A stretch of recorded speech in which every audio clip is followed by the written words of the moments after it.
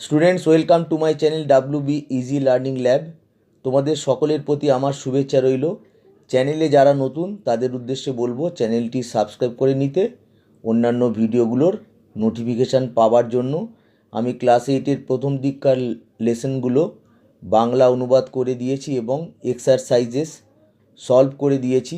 The great escape টেক্সটির part 1 ও 2 বাংলা অনুবাদ করে video upload করে দিয়েছি।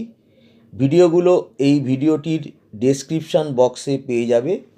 এবার পার্ট 1 ও পার্ট 2 সম্বন্ধে সংক্ষেপে বলি, যাতে পার্ট 3 বুঝতে তোমাদের সুবিধা হয়। পার্ট 1-এ আমরা জেনেছিলাম শিশির সুভাষের বাড়িতে আসেন। সুভাষ তার ভাইপো শিশিরকে বলেন যে তিনি দেশত্যাগ করার পরিকল্পনা করেছেন এবং এই কাজে তিনি শিশিরের সাহায্য চান। শিশির রাজি হন এবং তার জার্মান ওয়ান্ডারার গাড়িটি বেছে নেওয়া হয় পুলিশের চোখে ধুলো দিয়ে বাড়ি থেকে বেরিয়ে যাওয়ার জন্য।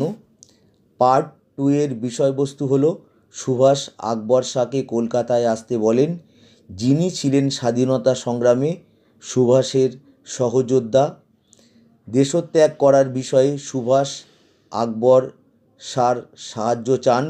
শিশির এবং আকবর শাহ সুভাষের ছদ্মবেশের জন্য জামা কাপড় এবং ভ্রমণপথে ব্যবহারের জন্য অন্যান্য প্রয়োজনীয় জিনিসপত্র কিনে আনেন। সুভাষ মোহাম্মদ জিয়াউদ্দিনের ছদ্মবেশ ধারণ করেন।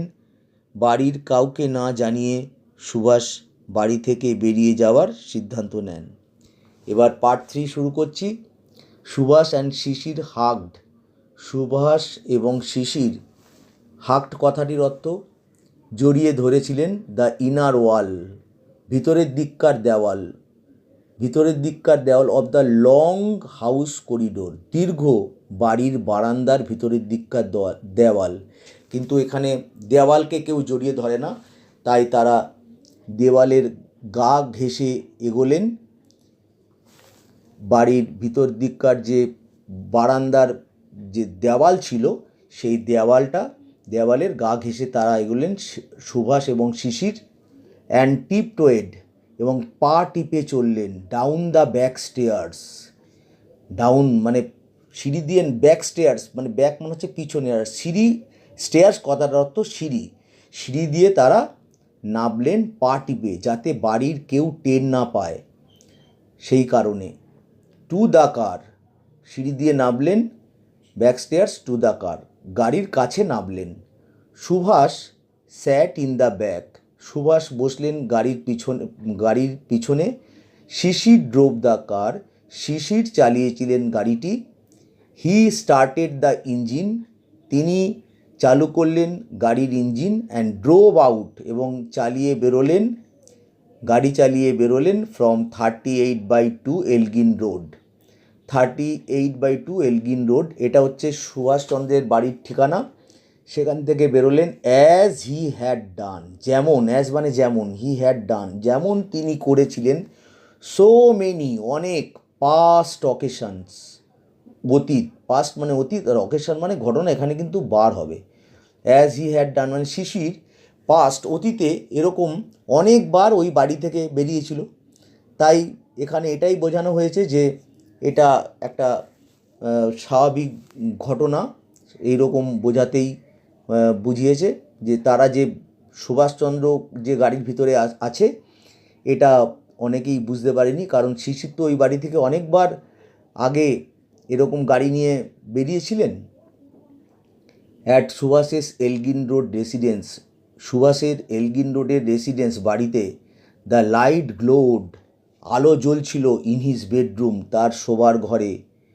Two give the impression, to give মানে দিতে, দ্য ইমপ্রেশন ধারণা, দ্যাট যে হি ওয়াজ স্টিল দেয়ার, যে তিনি অর্থাৎ সুভাষচন্দ্র ওয়াজ স্টিল তখনও দেয়ার সেখানে আছে, অর্থাৎ সুভাষচন্দ্র তখনও তার বেডরুমে আছে। এই ধারণা দেওয়ার জন্য সুভাষচন্দ্র যখন ঘর ছেড়ে বেরোলেন তখন লাইটটা জ্বালিয়ে রেখেছিলেন, যাতে কেউ বুঝতে না পারে যে তিনি ঘর থেকে বেরিয়ে গেছেন।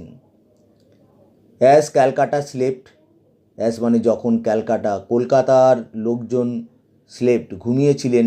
আঙ্কেল অ্যান্ড নেফিউ, কাকা এবং ভাইপো ক্রসড, পার হয়ে গিয়েছিলেন হাওড়া ব্রিজ অ্যান্ড ওয়েন্ট, এবং গিয়েছিলেন বিয়ন্ড, ওপারে বা ছাড়িয়ে, দ্য সিটিস প্রেসিংস, শহরের যে সীমানা ছাড়িয়ে, প্রেসিংস মানে সীমানা ছাড়িয়ে তারা চলে গিয়েছিলেন।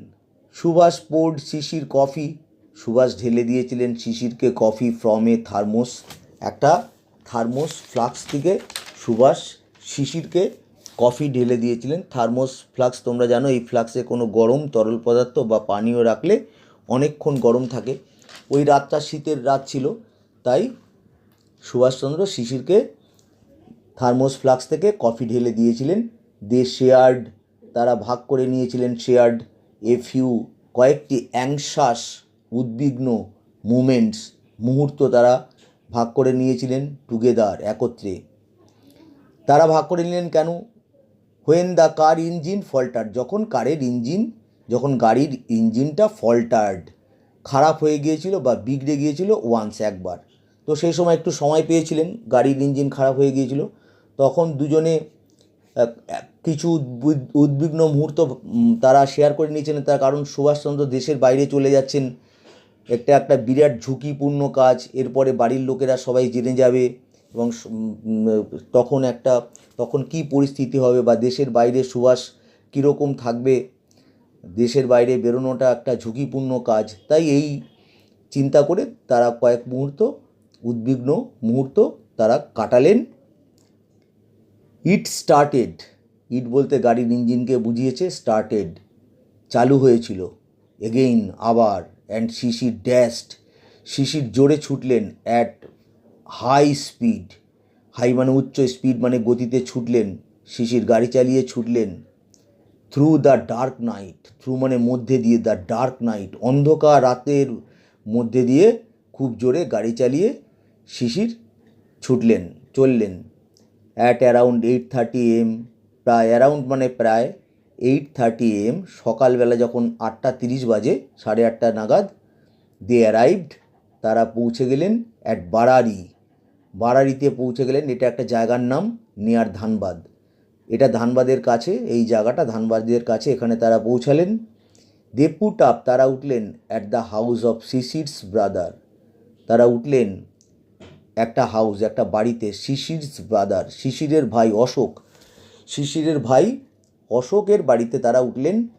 Subhash kept his disguise on, Subhash kept his disguise, তার ছদ্মবেশ, ডিসগাইজ মানে ছদ্মবেশ, অন, সুভাষ তার ডিসগাইজ ধারণ করে রাখলেন, অ্যাজ মোহাম্মদ জিয়াউদ্দিন, অ্যাজ মানে হিসেবে, মোহাম্মদ জিয়াউদ্দিন হিসেবে সুভাষ ছদ্মবেশ ধারণ করে রইলেন। অ্যান্ড সেইড, এবং বলেছিলেন, হি হ্যাড কাম, তিনি এসেছিলেন, on insurance business,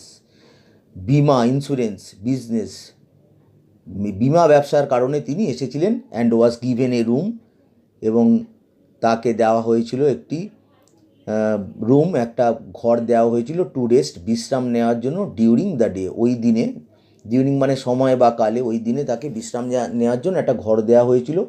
they met and talked, তারা দেখা করেছিলেন, সাক্ষাৎ করেছিলেন, অ্যান্ড টকড, এবং কথাবার্তা বলেছিলেন, আলোচনা করেছিলেন, ইন দ্য ইভিনিং, সন্ধ্যাবেলা। এখানে তারা বলতে কারা বলে দেওয়া নেই, সম্ভবত সুভাষচন্দ্র, শিশির এবং অশোক, এই তিনজন দেখা করেছিলেন। কারণ অশোকের বাড়িতে তারা উঠেছিলেন, স্বভাবতই অশোক জানতেন, আর অশোকের কিন্তু বাড়ির লোকেরা জানতেন না যে উনি মোহাম্মদ জিয়াউদ্দিন নন, উনি হচ্ছেন সুভাষচন্দ্র বসু। বাড়ির লোকেরা এই বিষয়টা জানতেন না। In the evening and had an early dinner, এবং they met and talked in the evening, তারা দেখা করেছিলেন, সাক্ষাৎ করেছিলেন, অ্যান্ড টকড, কথাবার্তা বলেছিলেন, আলাপ আলোচনা করেছিলেন, ইন দ্য ইভিনিং, সন্ধ্যাবেলায়, and had an early dinner, এবং রাতের খাবারটা তাড়াতাড়ি, ডিনার মানে রাতের খাবার, তারা তাড়াতাড়ি করলেন, কারণ সুভাষচন্দ্রকে রাতে বেরোতে হবে।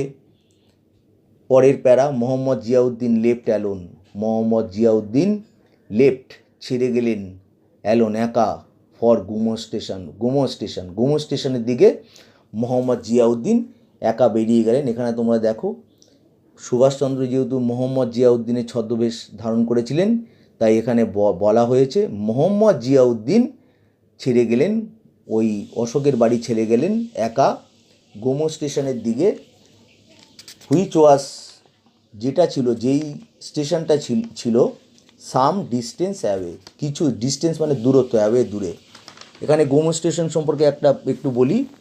গোমো স্টেশনের বর্তমান নাম নেতাজি সুভাষচন্দ্র বোস গোমো রেলওয়ে স্টেশন। এই রেলওয়ে স্টেশনটি ঝাড়খণ্ডে অবস্থিত।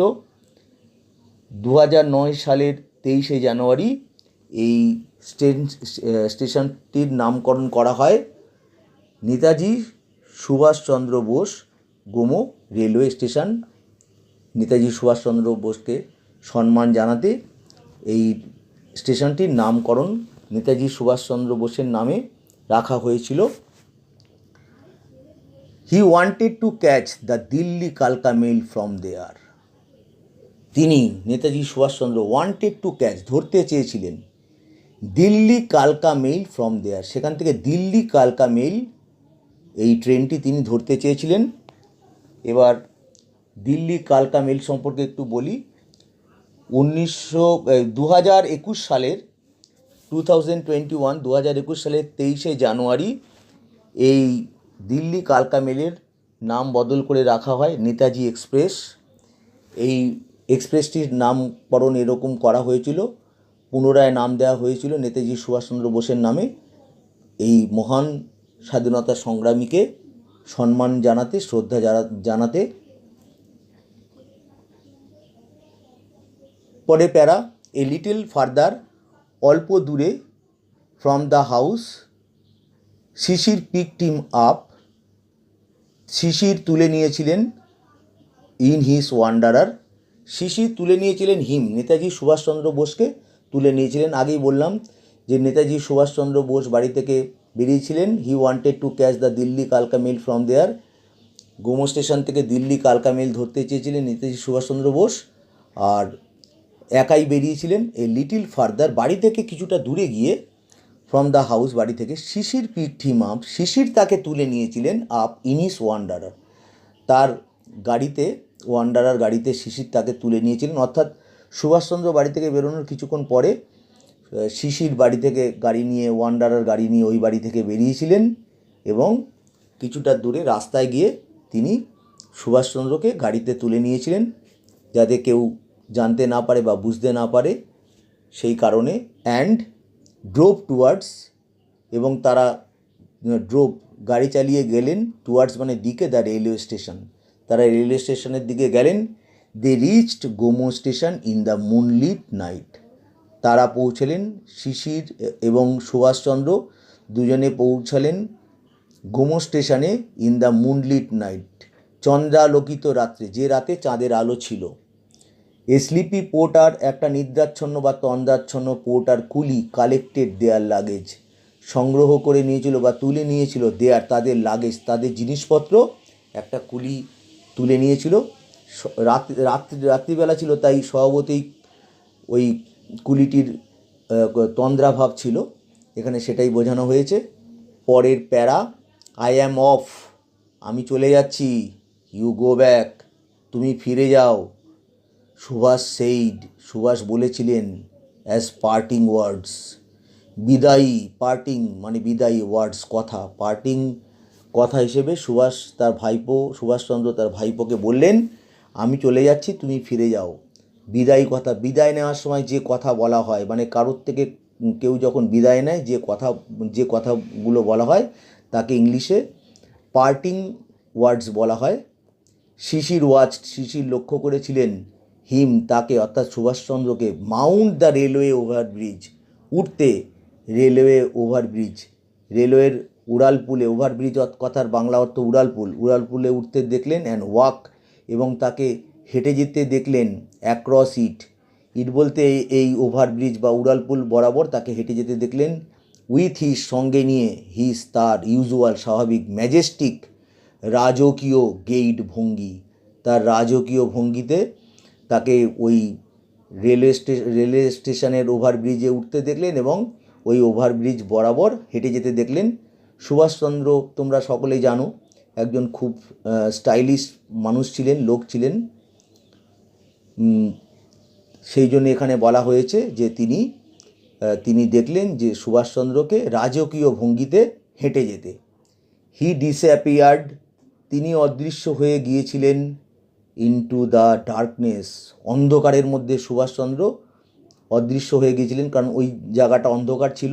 টুয়ার্ডস দ্য প্ল্যাটফর্মের দিকে, অন দ্য অপোজিট সাইড, বিপরীত দিকের যে প্ল্যাটফর্ম ছিল সেদিকটা অন্ধকার ছিল, সেই অন্ধকারে সুভাষচন্দ্র অদৃশ্য হয়ে গেলেন, তাকে আর দেখা গেল না।